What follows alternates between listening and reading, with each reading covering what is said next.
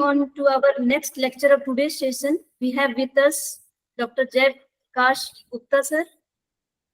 Sir, on behalf of organizing committee, I welcome you, sir. Dr. Jai Prakash Gupta is Associate Professor from Department of Animal Genetics and Breeding from Bihar Veterinary College, Basu, Patna. Sir has obtained his BVSc from Kerala Agriculture University, MBSc in Animal Genetics and Breeding from Andheri, Karnal, and PhD from IVR Ijatnagar. He is the recipient of Director's Gold Medal and SP Arora Memorial Award for Academic Excellence in the field of animal production during MBSc. He has received several Best Poster, Best Oral Presentation Award in various national and international conferences. He had also served as an assistant professor in the Department of Genetics and Breeding at Veterinary College, Sardar Krishnanagar, Kamdeni University, Gujarat. Presently, he is working as associate professor in the Basu, Patna. He has handled more than 10 research projects, and he has published one book from ICR and has more than 70 research and review articles to his credit. With this word, I invite you, sir, for your talk on the topic breeding strategies for sustainable dairy production. Moving on to you, sir. Thank you, Dr. Anuradha. So now let us start with my discussion on topic breeding strategy for sustainable dairy production. So actually, this breeding part is a very it's a very academic kind of things, and looking into the diversity of the audience, I tried to make it simple. And if somebody is having any doubt, you can stop me in between. I don't mind. So let us start.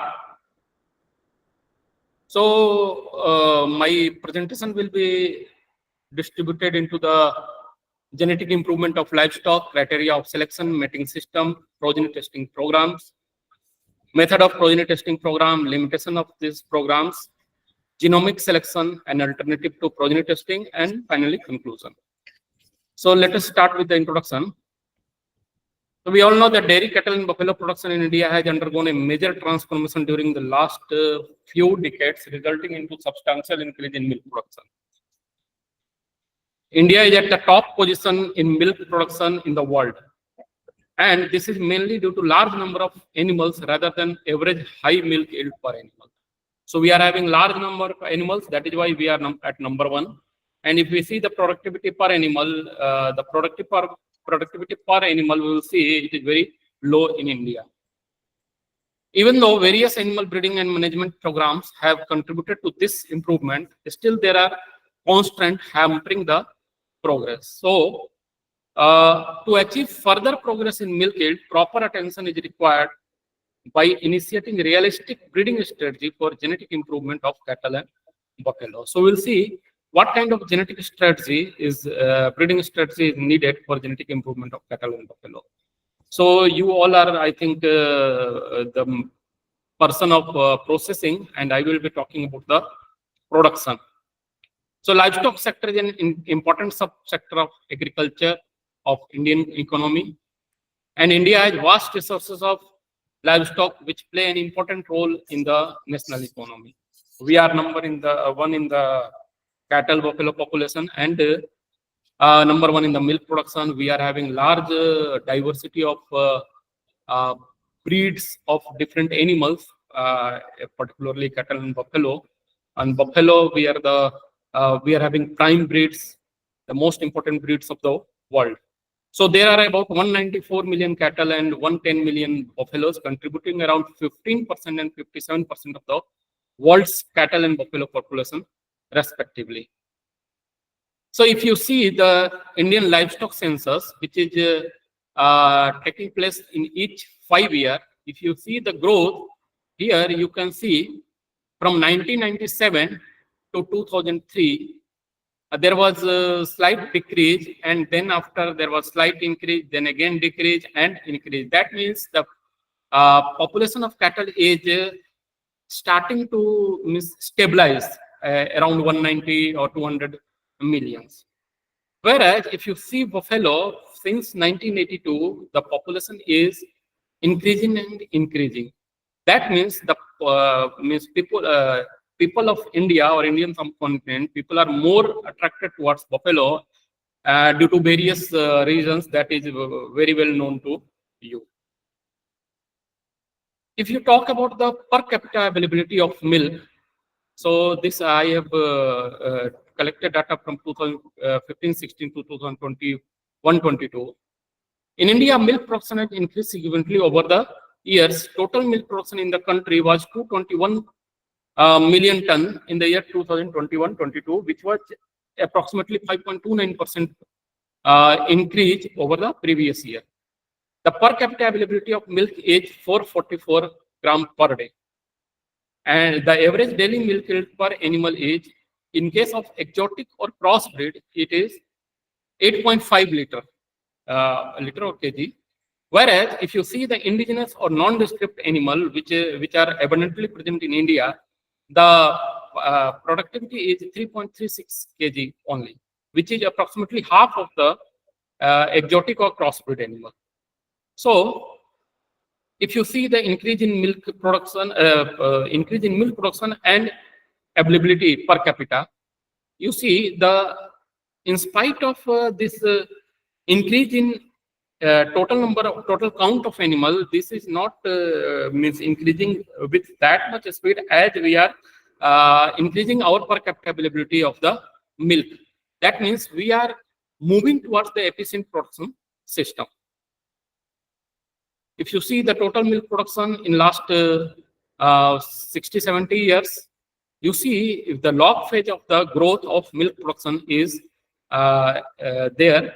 Right from in 1951, it was 17 million ton, whereas now means in 2022-23 also I told you it is 221 million tons. So that means there is a lot of the scope. We are having large number of animals, but the productivity is very low. So we are having a lot of scope to improve the milk production by adopting suitable breeding strategy. So in the last few years, effort have been directed towards increase in milk production from more number of animals through crossbreeding or introduction of exotic germplasm and creating more infrastructure for crossbreed. So initially, when country become independent in 1947, at that time the productivity per animal or production itself was very low. So the government of India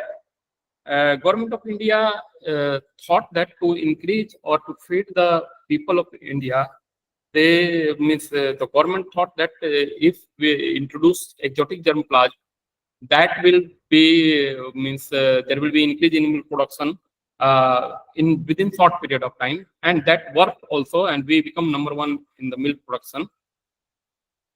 But the productivity of individual animal in India is very poor as compared to some other countries. If you see the total lactation yield, here I am talking about the lactation yield per cow in some selected countries. So here you can see where India stands. So in comparison to Israel or USA, the productivity per animal in India is very low. I'm talking about the per lactation. So it is around 1,000 liter or near about that. Whereas in Israel, it is 10,000 liter. To achieve an objective of increased milk production and increased return to the farmers, it is necessary that we provide farmers an efficient milk producing animal with improved productivity. So that is our duty, that we should provide farmers with efficient milk producing animals. So how we can do that? So for doing that, the breeding bull contribute. We know that breeding bull contributes significantly in enhancing the genetic potential of its progenies for economically important traits like milk production, fat, protein production, fertility, and body conformation, and many other traits. So this bull is said to be half of the herd or more than half of the herd. So why bull is important, we will see in the coming few slides. To increase the population under AI coverage, that is artificial insemination coverage, we require high genetic merit bull produced through appropriate criteria of selection and breeding program. So we know that bull can propagate their genetic material easily by the use of artificial insemination. And this progeny testing is the method that means we need to produce high quality bull. So how this high quality bull will be produced? This will be produced through progeny testing, which is a method for accurately selecting such breeding bull and producing future bulls. So now coming to the breeding strategy recommended by Government of India. So the Government of India has classified animals into different categories. The first is the indigenous dairy breeds of cattle and buffalo. So how will improve the indigenous dairy breeds of cattle and buffalo? So they are recommended selective breeding. Selective breeding. That means the best cow should be mated with best bull. The best cow should be mated with best bull. Excuse me. हाँ जी, एक lecture ले रहा हूँ. हाँ, एक lecture ले रहा हूँ रूम में. हाँ ठीक ठीक. So sorry. Then second category is the indigenous drought breeds of cattle and buffalo. Indigenous drought breed of cattle and buffalo. We are having lot many animals which are coming in the category of drought animals. So how we will improve those drought animals? Because we know that now the utility of these drought breeds after the modernization of agriculture and animal production system is very means it become redundant. So in that case, the Government of India again recommend the selective breeding for drought power, increasing drought power. Whereas the third category of animal, indigenous dual purpose breed of animal, here also again it is recommended that go for selective breeding so that milk production and drought power increase. But what about non-descript animal? In India, we are having approximately 50 described breed of cattle that is recognized by NBGR, that is National Bureau of Animal Genetic Resources. And after even then, approximately 60% of the our cattle population is non-descript. So how we will improve those non-descript animals? For that, the Indian government recommend that we should go for grading up. So grading up means we take some purely defined breed or the breed which is having excellent milk producing capacity, either Indian breed or from the exotic breed, and we grade up slowly for five to six generation, and then we can produce our non-descript animal as good as that of the defined breed. So grading up with improved indigenous cattle breed, we will be requiring for increasing milk production or drought power. Another approach is crossbreeding. That means non-descript cattle should be crossed, and they should be there should be production of F1 animals. F1 means the first generation animals, and then after producing first generation F1 animals, we should go for selective breeding, and that will cause the increase in milk production. In case of non-descript buffalo, we know that we are having best breed of buffalo of the world. So there, the Government of India recommends that grading up with the best breed of buffalo, and the best breed of buffalo till now in India is undoubtedly the Murrah buffalo. So the grading up with the Murrah or the area specific best the breeds of those area non-descript buffaloes can be mated with those bulls of established breed and graded up for increasing milk production and drought power. So this is the existing breeding strategy or breeding policy recommended by Government of India.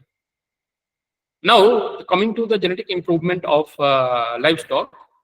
So why we need to improve genetically? Because genetic improvement, if we do genetic improvement, then the change or improvement will be of permanent nature. Whereas if we improve the non-genetic factors, that will be limited to that particular generation or for that particular animal only. So one of the key factors affecting productivity is the genetic ability of animal for production, which is an inherited character, and it will be getting transmitted from one to next generation, while others provide an enabling environment. So if we modify environment, if we control environment, we can increase milk production up to certain level only. It will not be transmitting to the next generation.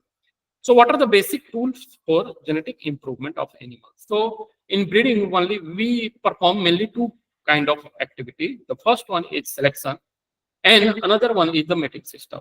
So we improve, or we are having two tools, that is selection and mating system. So first of all, we'll see what is selection. So selection is the differential rate of reproduction. What is differential rate of reproduction? Here, individuals with desirable expression, that means suppose a particular animal is having high milk production, we will give those high producing animal chance, or we will allow to reproduce at faster rate, so that only those animals will be replicated into the next generation, and in comparison to those with a less desirable expression of for the same trait. In extreme cases, we will stop the reproduction in the undesirable animals. So if we stop production in of undesirable animals, only desirable animal will be getting chance to produce the next generation. That is called as selection.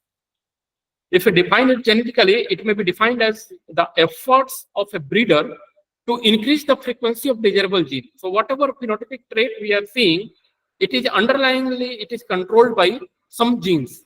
So if they, suppose the favorable trait is high milk production, that means genetically we are putting effort to accumulate those desirable genes, or we want to increase the frequency of those desirable genes, or combination of genes in the herd by identifying and saving superior animal for breeding purpose. So this is selection.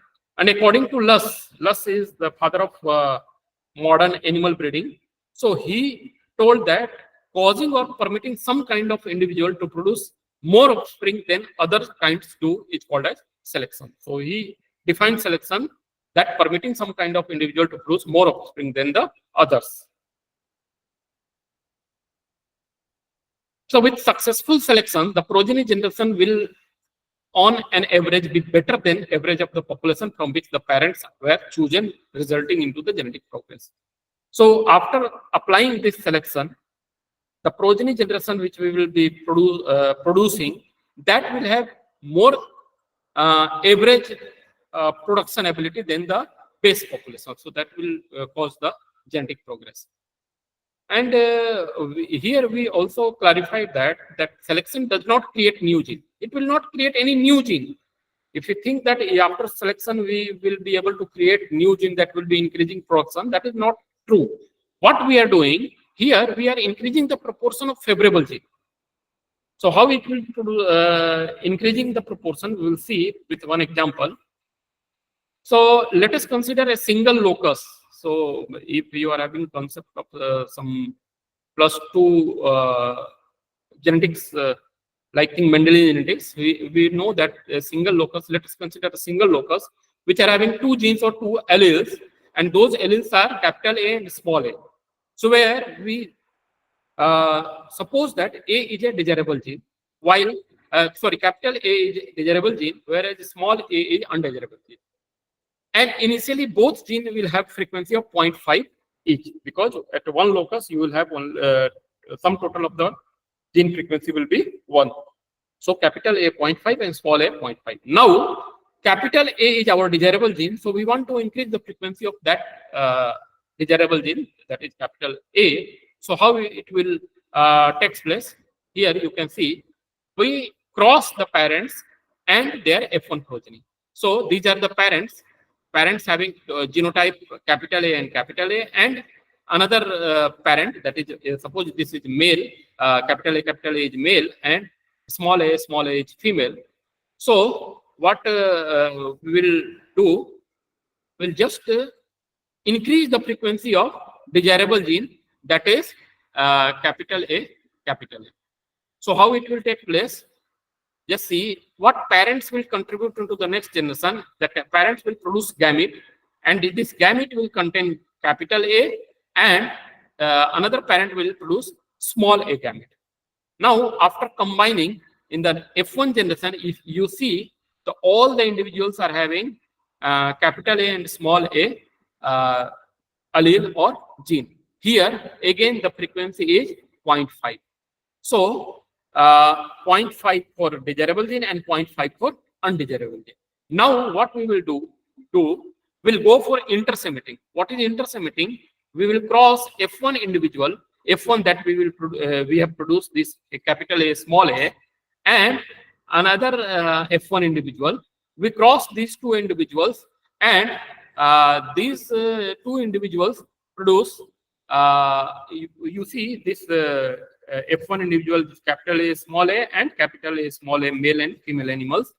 They will produce these three kind of genotype, that is capital A, capital A, small a, and small a, small a.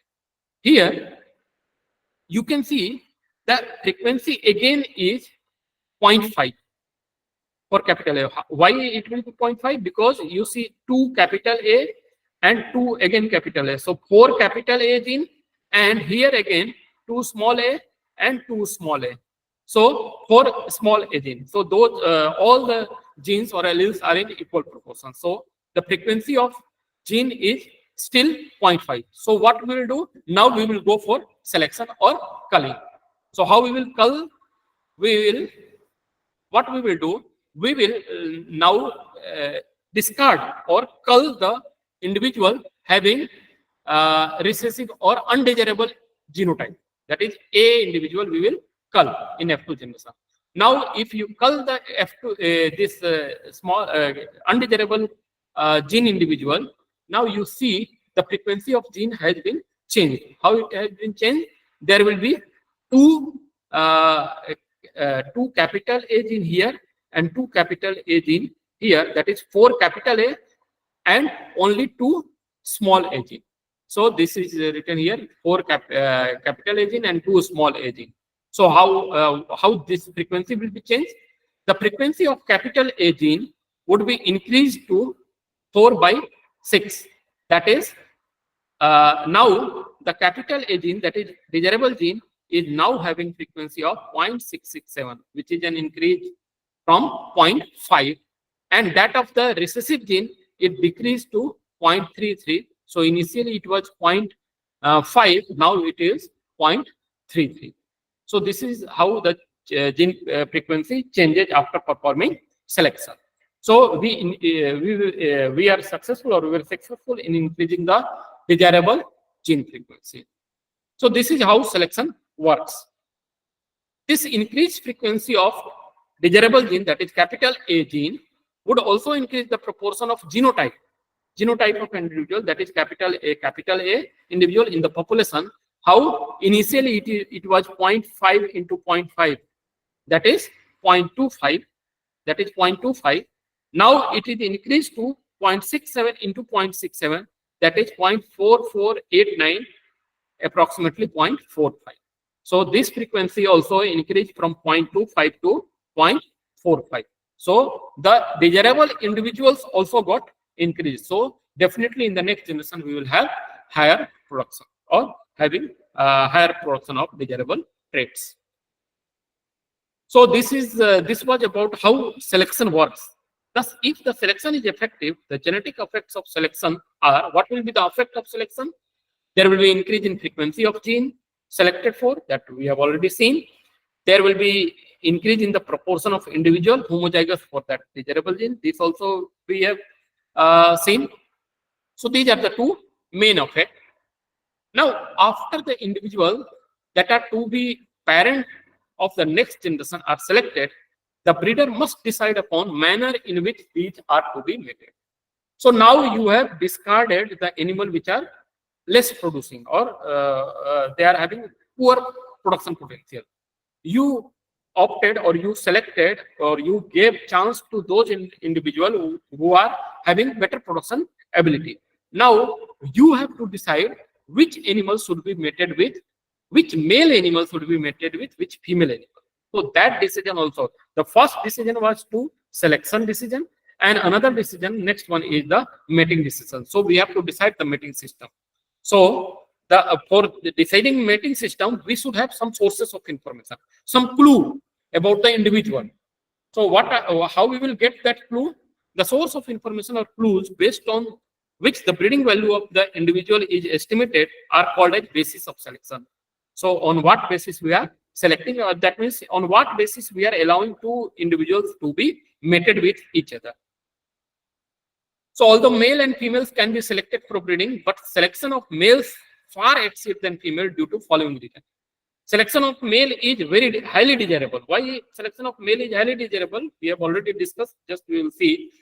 The sire is more than half of the herd. Why sire is more than half of a herd? Because the sire is having great potential to propagate its genetic material through the use of artificial insemination technology. So that is why if you are maintaining one or two sire only, and you are maintaining 20 or 25 or 50 dams, this is equivalent. One or two sire maintenance is equivalent to maintaining 50 or 100 dams. So that is why sire is also called as more than half of the herd, because you have to put less effort in maintaining these two bulls. Then sire produce much more progeny than the females, and only a few males are required for breeding, which reduce the management cost. So this is why this sire are called as more than half of the herd. Now coming to the criteria of selection, that is how we will decide which animals should be selected. So criteria of selection includes mainly four parts. The first one is individual selection. Second is pedigree or ancestor selection. Third is collateral relative or family selection. And the fourth and the most important is the progeny testing. So these are the four criteria on which we are selecting individuals. So we will see one by one. The first one is individual selection. So this individual selection means it tells that what an animal seems to be. After seeing an individual, we can guess that, okay, after looking just by look, that is phenotypic expression, we cannot say what kind of gene that particular animal is having. We can say that, okay, this is high producing animal. Whether this high producing animal is the production is controlled by gene or it is only due to the environmental management, we cannot predict. That is why a saying, a tagline is attached with individual selection, that what an animal seems to be, how it appears. So what are the advantages of individual selection? The individual selection is the most easiest form of selection, because the information on individual is easily available. Even after, suppose we are going to purchase one animal or two animals in a dairy fair or in some farm, just simply what we will do, we'll just tell the owner to milk those animals, and based on the milk production, we will select the animals who are producing more milk. So that is called as individual selection. Here, the generation interval is shorter. We'll see how generation interval will be longer in other type of selection. And this is more accurate, having greater selection differential, because with just by phenotypic appearance, we can say that, oh, this animal is producing 10-liter milk and another one is producing 2-liter milk. So definitely we will go for the animal which is producing 10 liters of milk. So what are the disadvantages? The disadvantage is very huge. You can appreciate that the individual selection is not suitable. Suppose you have to select one bull. You want to take one bull. So how you will go for purchasing a bull? Because bull will not produce milk. So based on milk production, you cannot choose bull. So that is why when the traits are not expressed by individual, that is sex-limited traits like milk yield in dairy cattle, here the individual selection will fail. You cannot go for individual selection. When trait expressed in later life of individual or after death of the animal, suppose we want to purchase goat for meat production. So how we will know, or liver weight? Suppose we want to purchase for liver weight. So how we will purchase goat for liver weight? Once you kill the animal, then only you will be able to appreciate what is the weight of liver of that particular animal or any carcass trait. So in that case, this individual selection fails. So the another criteria of selection is the pedigree selection or ancestor selection. Here we'll see what are the ancestry of this individual. We will maintain one pedigree. So what was the performance of its mother or its grandmother or great grandmother? So based on those performance, we will select individual.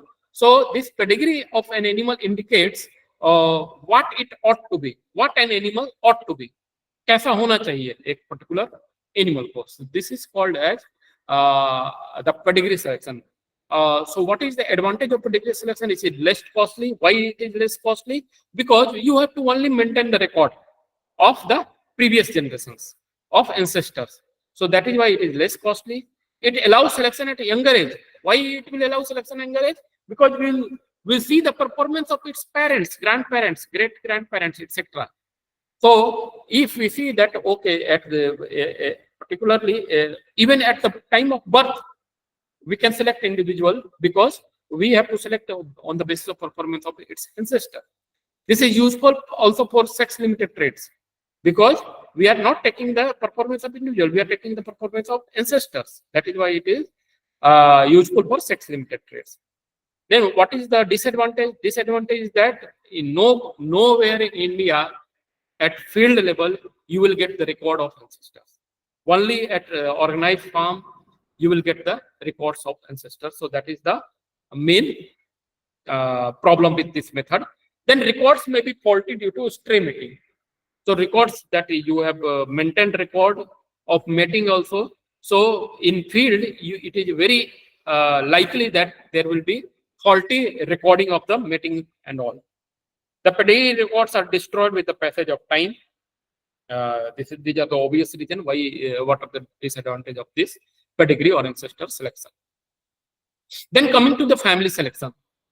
So an individual's collateral relatives are those that receive common gene from their common ancestor.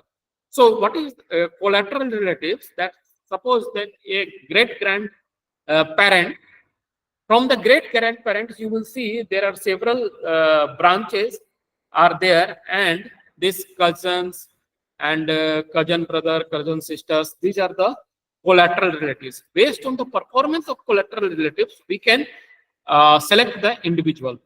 But the problem with this method is that you have to assess the performance of many of the collateral relatives. And in case of large animal, we know the generation interval is very high. So it is very difficult to produce large number of individual from of a family. So that is why this system is limited to the animal or a species where reproductive rate is very high, that is pig and poultry. It does not allow the generation interval to increase. This is the also advantage because in only one generation you take the performance of all the cousins and you will get the individual desired by you. Then family selection is a support to individual selection. So this is also advantage that it can be in addition to the family individual selection. Now, what are the disadvantages? It requires large family size, so we cannot perform it in cattle and buffalo. Then coming to the progeny testing. Progeny testing, where the selection of bull is an important step in any cattle breeding program. Progeny testing is the most important breeding program that is prevalent nowadays in India, and it is most commonly used.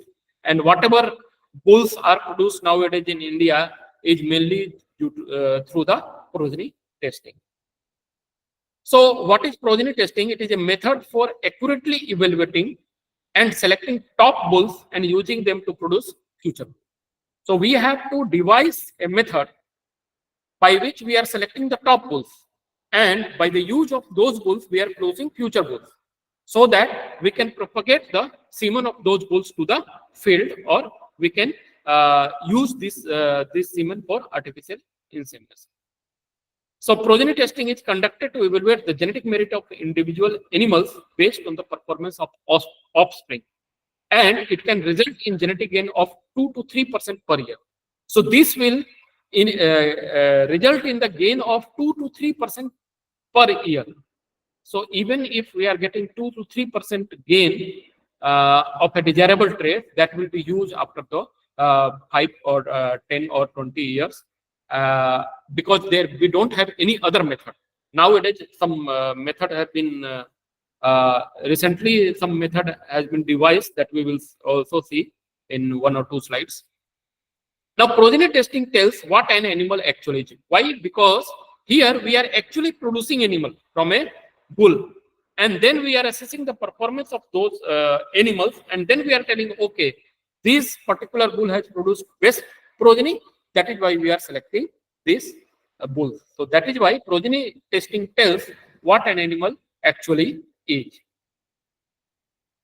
Now, coming to the method of progeny testing. So there are mainly three methods of progeny testing. What are those three methods? The first is the station progeny testing program. Second is associated herd progeny testing program. And third is the field progeny testing program. So we'll start with the station progeny testing program. This station progeny testing program can be done in any organized herd, any good organized herd, a large organized herd. That is why it is called as herd progeny testing program also.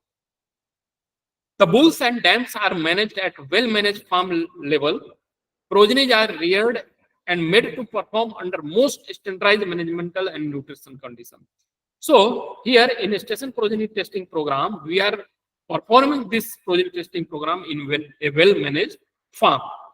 So on an average, a station testing program consists of testing 10 bulls at a time, and 30 cows are allotted to each bull under the testing. So you can see how huge number of cows or how much large farm we require for performing station progeny testing. So that is why in India, we know that in India, the farm size is very small. So there is very difficult to perform station progeny testing. That is why this is mainly limited to the government livestock farm. In the third 5-year plan, a progeny testing scheme was started with the aim to identify and produce bulls of high genetic merit on the basis of their progeny performance. So this was started in the third 5-year plan.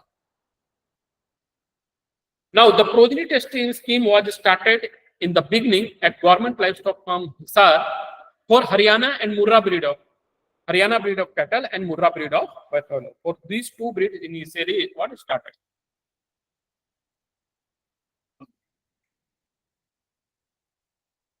Now, during the fourth 5-year plan, the scheme was started for other breeds also in different state cattle breeding farm. So these are the state cattle breeding farm Chakgarand area, Lucknow, and state cattle breeding farm Durg, Chhattisgarh for Sahiwal cattle. Similarly, in Tamil Nadu, it was started for Red Sindhi, in Gujarat for Tir, Rajasthan for Haryana cattle, then Andhra Pradesh and Chennai for Murrah, and Gujarat for Surti buffalo. So these are the progeny testing program started in the fourth 5-year plan. Now, what are the advantages of the? We will see the detail of different progeny testing program. So, what are the advantage of this station progeny program? So here in a station progeny program, daughters' performance under identical conditions, so accuracy of estimation of breeding value of sires are very high. So why this? What is breeding value? Breeding value actually for the audience like you, it is just you remember that the superiority of the sire, that is called as breeding value. So we are evaluating sire on the basis of breeding value. So daughters' performance, all the daughters from that particular bull are performing in the similar environment. So therefore, the accuracy of estimation of breeding value will be high in case of station progeny testing program. That means there are another method where the daughters will perform in different environment and their accuracy will be low. So we'll see in the next few slides. So there is effective control of disease. So death of daughter is less because this is well-managed farm. So there will be less death. Bulls can be tested for many characteristic measure on the farm. So if you are having a large farm, government farm, it is very easy to measure all the traits. Like along with milk yield, you can go for protein yield, fat yield, SNF yield, or many other behavioral characteristics, etc. also. But in case of field, this advantage will not be there. Then what are the limitations? Limitation is that very limited number of bull can be tested because we don't have that much large farm. Then genotype environment interaction. One very important aspect of genetics is that genotype environment interaction. A particular animal will perform very good in a particular environment. When the same animal will be transferred to another environment, that particular animal will not perform. So this interaction will it will be creating hindrance in the performance of station progeny testing program. Further, if herd is not herd is closed, that means we are not allowing outside animal, then there will be chances of inbreeding. So inbreeding is another topic. Inbreeding causes the loss of production. So that inbreeding may creep in your farm. Another one, now we know that there is a limitation of the cow, limitation of the animal. So in station progeny testing program, we don't have that much large herd. So what we to overcome that, we started associated herd progeny testing program. So what is associated herd progeny testing program? So to overcome the problem related to station progeny testing program, the newer concept, that is associated herd progeny testing program, was planned. In this, bulls are reared at one farm and mated to females of different associated farms.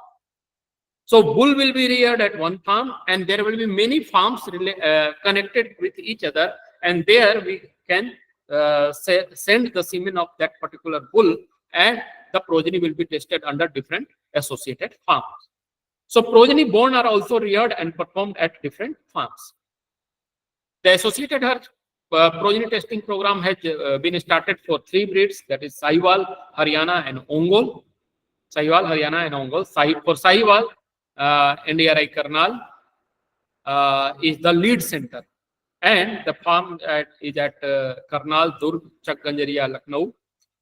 Then again for Haryana and Ongol, for Haryana the lead center is PDC Meerut, and these are the farms where this associated herd progeny testing program is taking place. For Ongol, mainly it is limited to Andhra Pradesh, because the Ongol is the dual purpose breed of Andhra Pradesh. Now, CIRB, that is Central Institute for Research on Buffalo, NDRI Karnal, Punjab Agriculture University, and Haryana Agriculture University are also involved in this associated herd progeny testing program for Murrah buffalo. The State Agriculture University of Gujarat is also involved in associated herd progeny testing program, particularly for Kangrej cattle and Gir cattle. Now, very soon, our university also, that is Bihar Animal Sciences University, we are also going to be part of this associated herd progeny testing program for Sahiwal cattle, probably in this year or in next year. Now, what are the advantages of this associated herd progeny testing program? So here we see the limitation of number of animals is overcome, because we associated many herds, so the number of animals will be sufficient. Then the genotype environment interaction will also be taken into the account. Why it will be taken into account? Because the progeny, that is daughter, is performing in different environments. A particular farm is, suppose one farm is at Durg, another farm is at Karnal, another farm is at Ludhiana. So all the three, their climatic condition is different. So this genotype environmental interaction will also be considered. Then chances of inbreeding is less, because there are different farms at different places, so inbreeding will be less.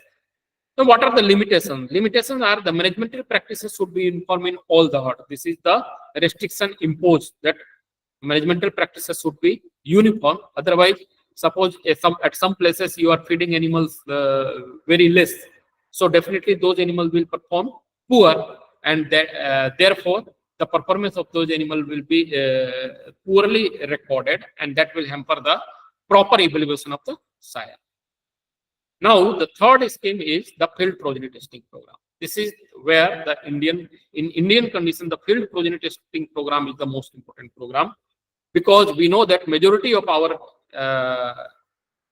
cattle owner or animal owners are possessing only 2, 3, or 4 animals, or 1 or 2 animals. So to overcome this, because we are having large number of animals, but the distribution is so scarce that only 1 or 2 animals are with one owner. So for that, we devised the field progeny testing program. So the station progeny testing program has great limitation of number of bulls which can be tested every year, and cost is also a prohibitive factor. So if we are in a station progeny testing program, there will be a lot of cost involved because we have to rear lot many animals at government farm. Under field progeny testing program, the semen of bulls under testing is widely distributed over large population through field AI centers. So what we are doing, we are giving ownership. Means the ownership of the cattle will be remains with the farmer itself. One center will just distribute the semen of that particular a particular bull to be tested, and that semen will be distributed to all over the field. And another few logistic help or assistance will be provided to the livestock owners under the field testing program. So the female progenies are born in villages and raised by farmer at their house.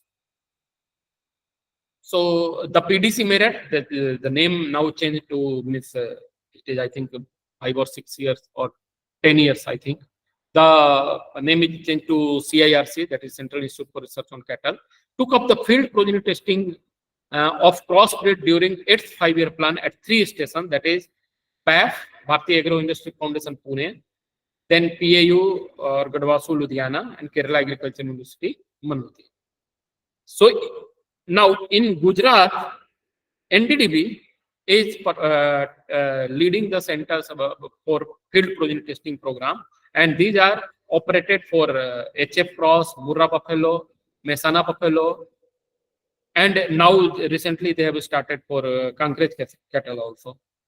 So what are the advantages for field progeny testing? The many sires can be tested with more number of daughters per sire.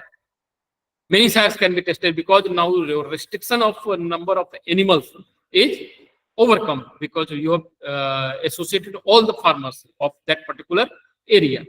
The cost of testing bull is limited, so it is less expensive because the animals are reared by the farmer itself. Then since daughter perform at village level, question of genotype environment interaction does not arise. So this problem was also overcome. So this was the program especially designed in India, the field progeny testing program, looking into the Indian scenario or Indian condition.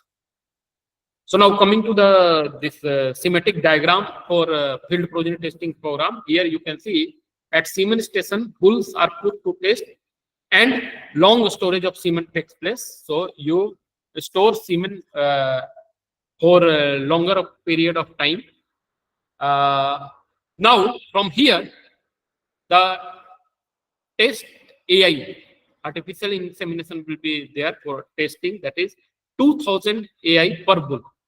Minimum 2000 AI per bull will be performed, so that at least 300 cattle or 265 buffaloes, daughters born per bull. Why? Because we are performing 2000 AI and producing only 300 cattle or 265 buffaloes, because out of this 2000, 1000 will be male, because sex ratio is 1:1. So out of those 1000, considering many mortality at many labels or many other factors, almost 300 cattle or 265 buffalo daughters will be born per bull, and that will be now this buffaloes or cattle that is produced will undergo parentage testing to ascertain that what are the parentage of those animals. Now then we will perform the follow-up for that daughters. That means we will record the performance of those daughters, and 75 cattle or 66 buffalo milk recorded per bull. So at least per bull 75 cattle or 66, in case of buffalo 66 buffalo will be recorded per bull. So this is the scheme for, and based on that the elite females will be identified. Those females which are having higher performance, they will be declared as elite animals. And based on this, the recording of 75 cattle or 66 buffaloes, the performance of bulls that were put to test will be, there will be estimation of breeding value, that is superiority of bull, and we will rank the bull. Suppose you are testing 10 bulls or 5 bulls in a set, 8 bulls. So we will, based on the breeding value, we will rank those bulls in number 1, 2, 3, 4. Then we'll select the top proven bull, top either 1 or 2, or as per your requirement. Then from this allied female which we have identified, we will perform the nominated mating from the proven bull. So this top proven bulls and this allied female, there will be nominated mating, and from this nominated mating, there will be production of bull calf, and this bull calf will be selected based on their many other criteria are there. Based on that, we will select bull calf, and this bull calf production and rearing of male calf will be there, and these male calf semen will be collected and it will be distributed to either semen station, or it will again go to the testing. So this is the scheme of progeny testing. Now, what are the requirements for implementation of field progeny testing program? The first is supporting institution. So semen station should be there, large AI network in the field should be there, direct control on semen distribution and AI center, because the field, there will be large area and you will have to provide logistic or this AI workers, etc. to the field, so that AI can be done at time, and there will be performance recording. So for recording also you have to develop infrastructure. So infrastructure will be you have to develop for identification of animal, milk recording, and measurement of other important traits. Then financial independence. Progeny testing has a beginning but has no end. Why? Because this is a cycle. It will go on and on. So there will be continuously improvement in the bull that you will be evaluated. So financial constraints should not be there. Then active participation of large number of farmers in the program for test meeting. So this is the main crucial thing.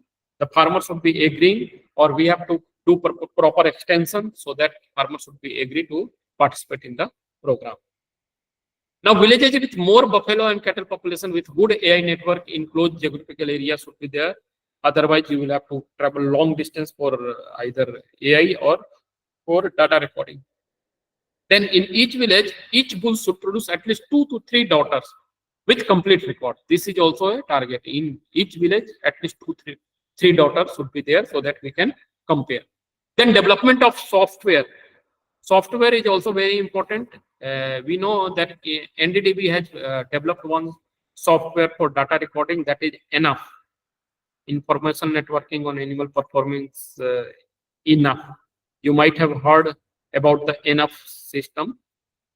In enough system, they are recording the performance of animals, and they are also doing all the continuous monitoring of all the activities.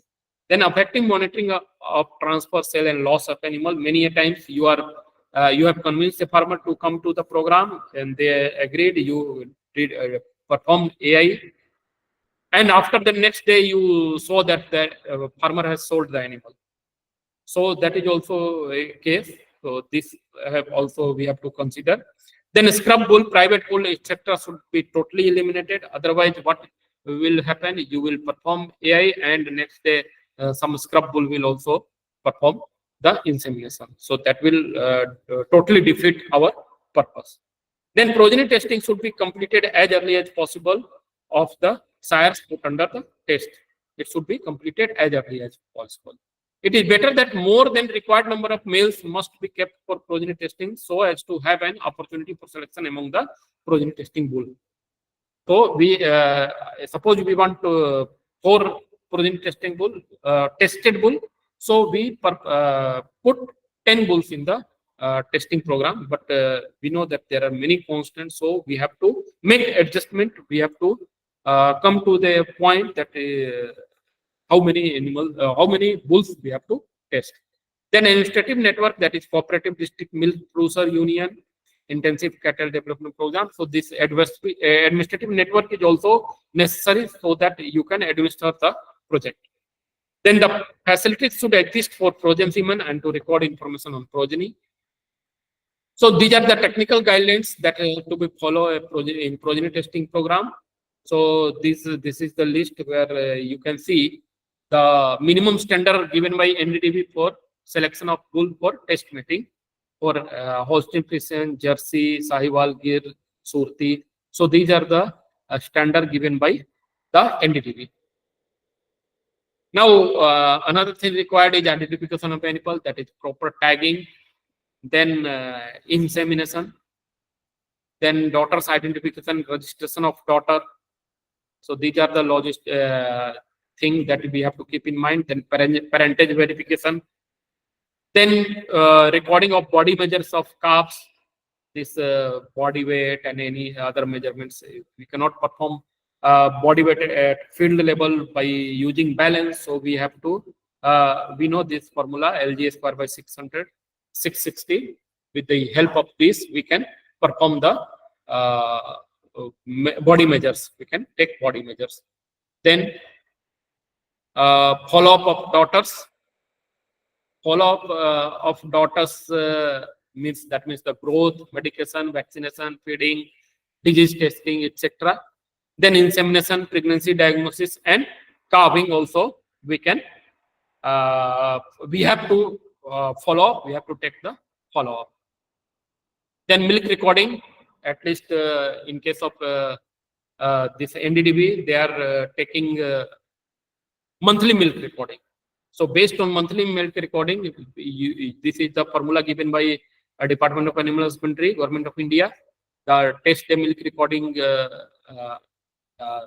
based on that, we are calculating the 305-day milk yield.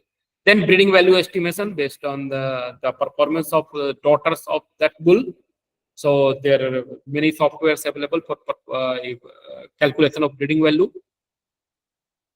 Now, male calf procurement, it is also very important. The male calf produced out of nominated mating will be procured at the earliest possible to avoid loss by the designated organization before they attain the age of 6 months. Otherwise, they will be roaming here and there freely and inseminating the cow for which we will not have record. Then bull calves and dams should be free from some disease. This is the important disease that should not be there. That is TB, JD, and brucellosis.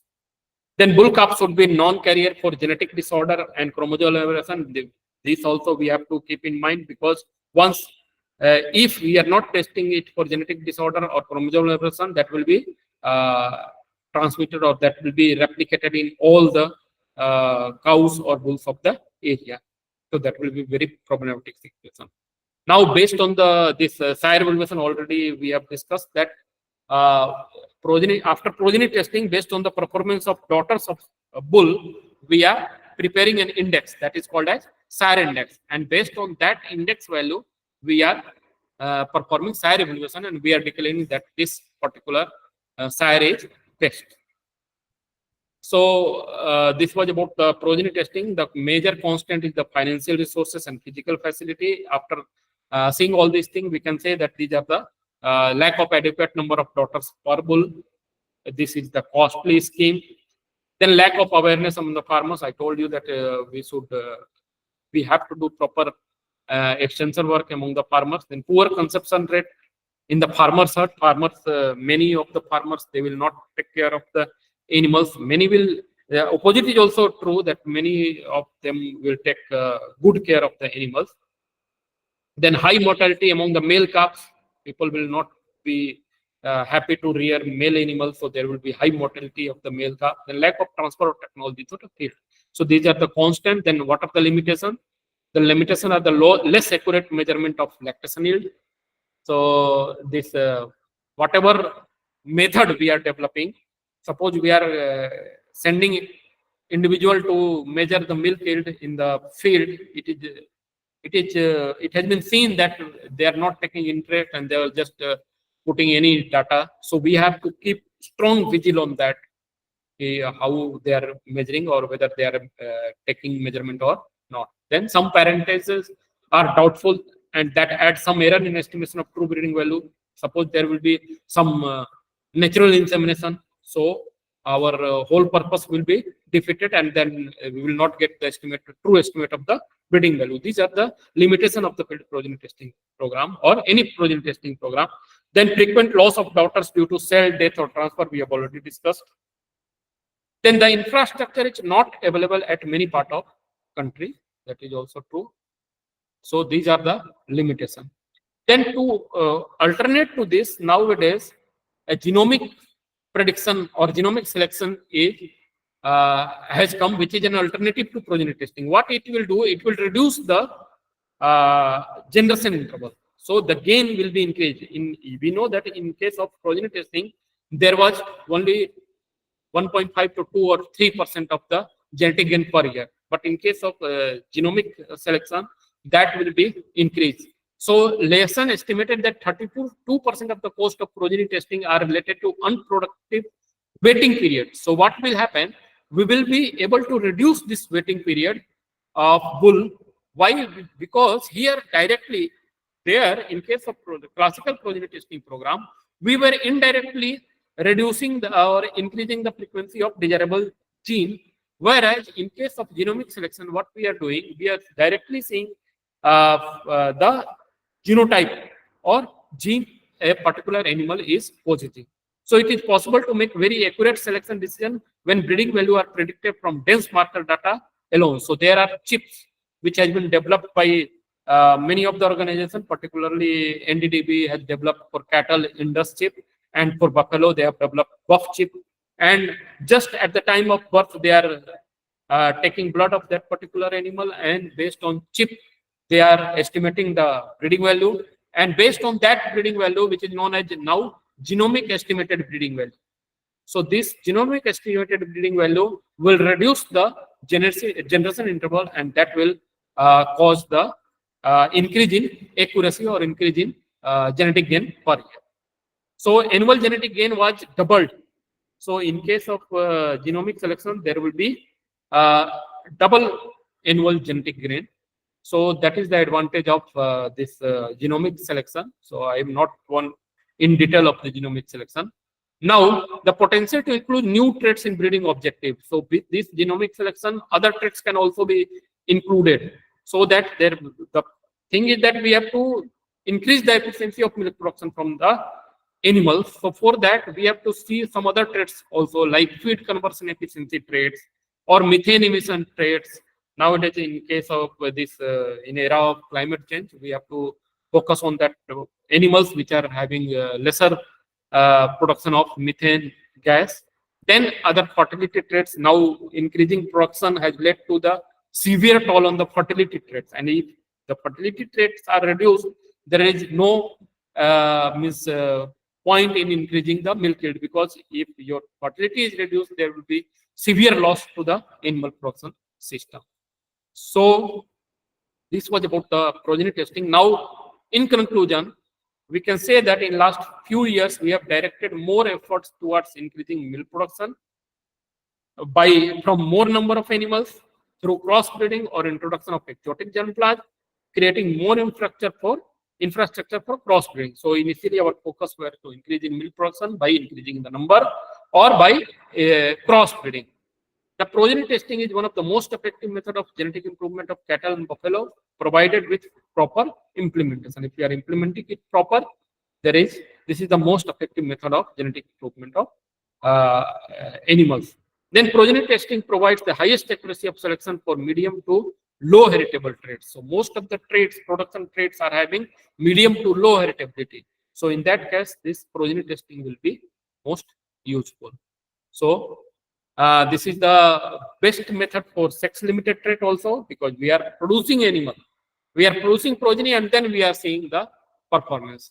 So data recording is the crucial step in the progeny testing program. We have already seen. Then more number of breeding pool for non-genetic merits need to be evaluated.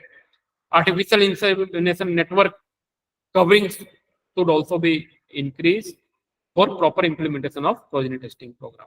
And a strong extension network should be established. That is all from my side. Thank you. Thank you very much. I thank the organizer to giving me this opportunity to express or discuss the points that I wanted to discuss. Thank you. Thank you very much. Thank you, Dr. J.P. Gupta, sir, for such a nice and informative lecture. Now the session is open for the discussion.